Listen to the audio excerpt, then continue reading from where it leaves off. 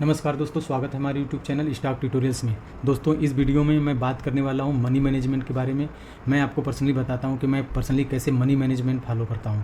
तो चलिए इस वीडियो को शुरू करते हैं।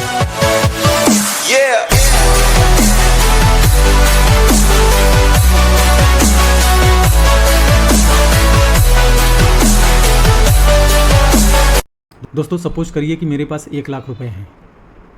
मेरे पास 1 लाख रुपए हैं, उसमें से मुझे 20,000 रुपये ही सिर्फ अकाउंट में हिट करने हैं। क्यों? क्योंकि 80 और 20 का प्रिंसिपल यहाँ पे काम आता है। तो इसमें से 20,000 जो मैंने अकाउंट में हिट किया है, अब उससे मैं ट्रेड लेने वाला हूँ। अब सपोज करो कि मैंने सुबह का पहला ट्रेड लिया। अब सुबह का मैंने पहला ट्रेड लिया, मान लो कि मेरा पहला ट्रेड में 2,000 रुपये का एसेल हिट हो गया, और फिर मैंने दूसरा ट्रेड लिया। अगर मान लो कि मेरा दूसरा ट्रेड भी एसेल हिट हो गया 2,000 का, तो यहाँ पे जो सबसे बड़ी बात है ना, यहाँ पे हमें जो फॉलो करना चाहिए, डिसिप्लिन। अगर आप डिसिप्लिन फॉलो नहीं करोगे तो इस मार्केट से बाहर कर दिए जाओगे। तो आपको डिसिप्लिन फॉलो करना ही पड़ेगा।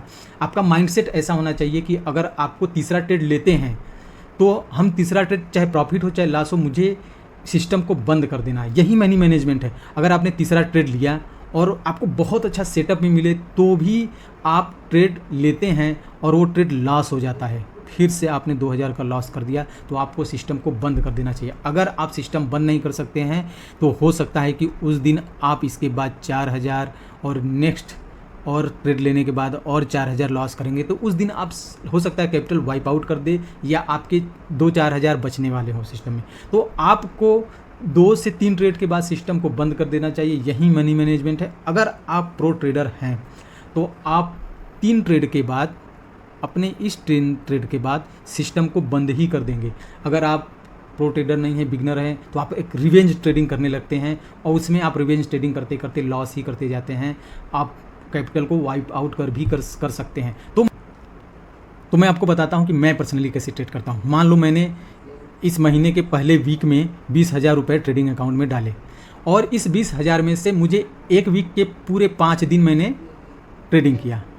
पूरा 5 दिन मैंने जब ट्रेडिंग किया तो मुझे हो सकता है कि इस 20,000 में से मुझे 2,000 का प्रॉफिट हो गया होगा। मुझे 2,000 का प्रॉफिट हुआ तो फिर मेरे टोटल हो गए 22,000।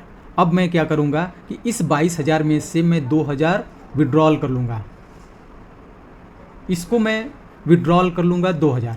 अगर ये 2,000 मैंने विड्रॉल कर लिया, अगर मेरा मान लो कि 20,000 में से मेरे 3,000 रुपये लॉस हो गए, उस वीक में मुझे ट्रेड करते हुए 3,000 के लॉस हो गए, तब मैं क्या करूँगा? तब मैं करूँगा कि नेक्स्ट वीक में मैं उसमें 3,000 और ऐड कर दूँगा।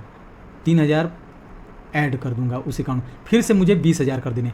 तो ये मेरा मनी मैनेजमेंट ऐसा है कि अगर एक वीक में मुझे 2,000 का लॉस हो या 2,000 का लॉस हो या 2,000 का प्रॉफिट हो, मैं लॉस को हमेशा ऐड करता हूँ उस वीक में और प्रॉफिट को हमेशा विड्रॉल करता हूँ।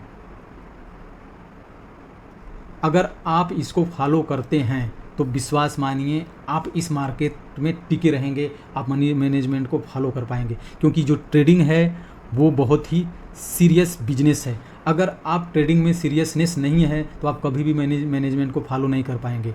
तो आप इस तरीके से बहुत अच्छे से मनी मैनेजमेंट को फॉलो करके आप अपने कैपिटल को धीरे धीरे इंक्रीज करते हैं। अगर जिसने भी ऐसा सोचा कि मैं यहाँ पे अपने कैपिटल को 20,000 को मैं 1-2 दिन में डबल कर दूंगा या ट्रिपल कर दूंगा, तो ऐसा होने वाला नहीं है।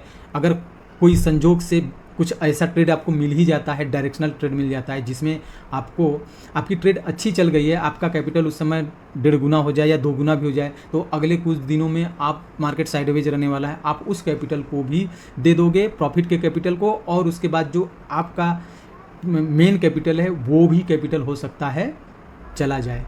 तो आप मनी मैनेजमेंट को उस समय फॉलो नहीं कर पाओगे। इसलिए इस मार्केट में डिसिप्लिन रहना बहुत ज़रूरी है। यही मनी मैनेजमेंट का रोल है।